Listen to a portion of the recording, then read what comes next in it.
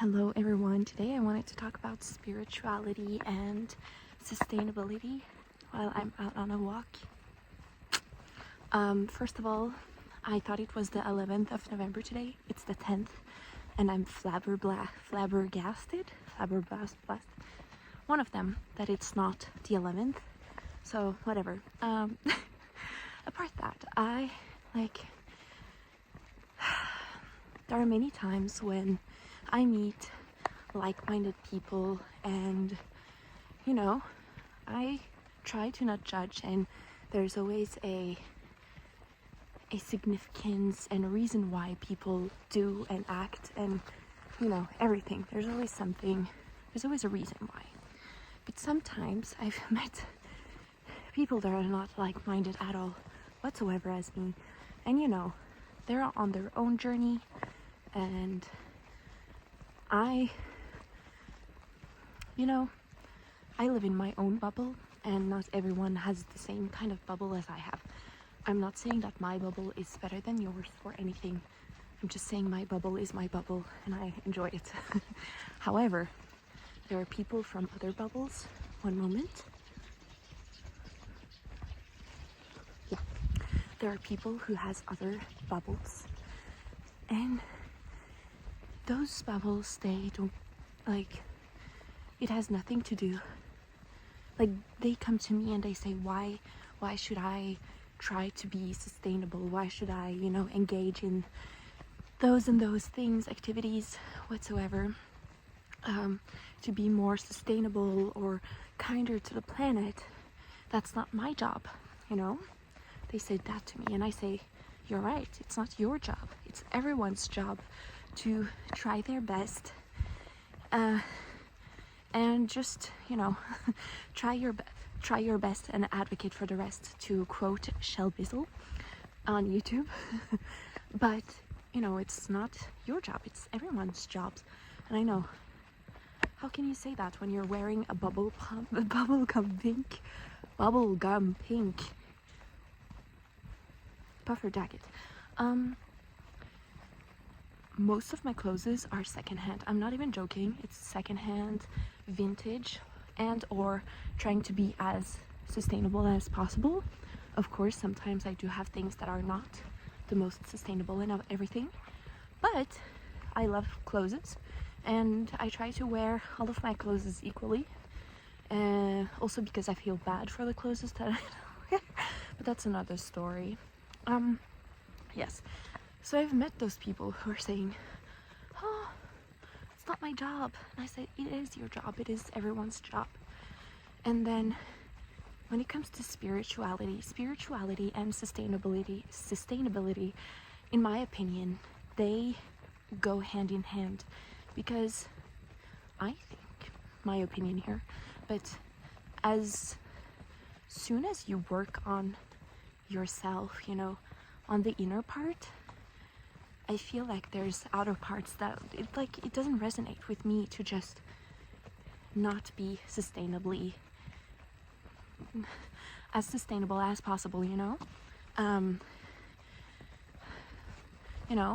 I want to do the best to honor this planet that we are all happy and lucky to live on. We're not all happy, but we're lucky to be here. There's just so many people who take things for granted, and it comes in both ways, spirituality and sustainability. I come from Scandinavia, and I feel like in Scandinavia we are very we're oriented towards sustainability, but there are of course people who are against sustainability and who don't really understand the grasp of your actions. And currently I live in Denmark, which is seen as one of the world's most greenest places, I think. I don't want to say anything wrong here, but a lot of people are biking to work.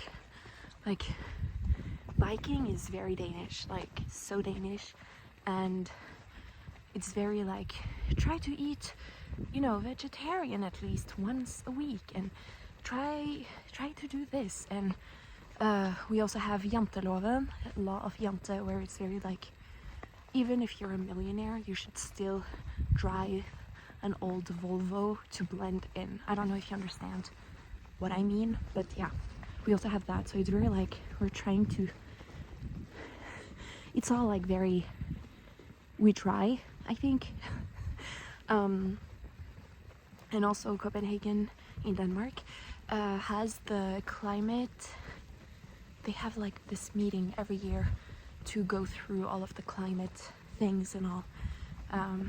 So I think, you know, I've also lived in France where we don't have all of this.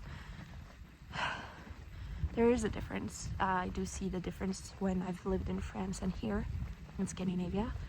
And it's not the same, whatever.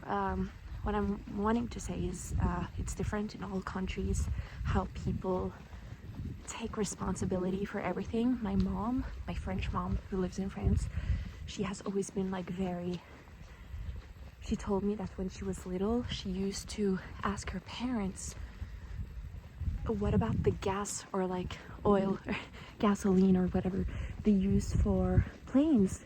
Isn't that going to take an end one day? And her parents were like, why are you asking those stupid questions? You're supposed to be a kid and not think about stuff like that. Anyways, my mom has always been very inclined to that. And then my Norwegian dad, he does not care at all. He's like, yeah, whatever. I'm not going to live forever, so why should I care? I am so happy I'm not growing up now. I am so happy I'm not young now and everything. And I always like, what do you mean? I am young right now. Like I have to face all of the things that is coming through every day. I look at the news, it's overwhelming. Every day there's always, you know, things happening in every corner of the world. Floods, things happening. It's a lot.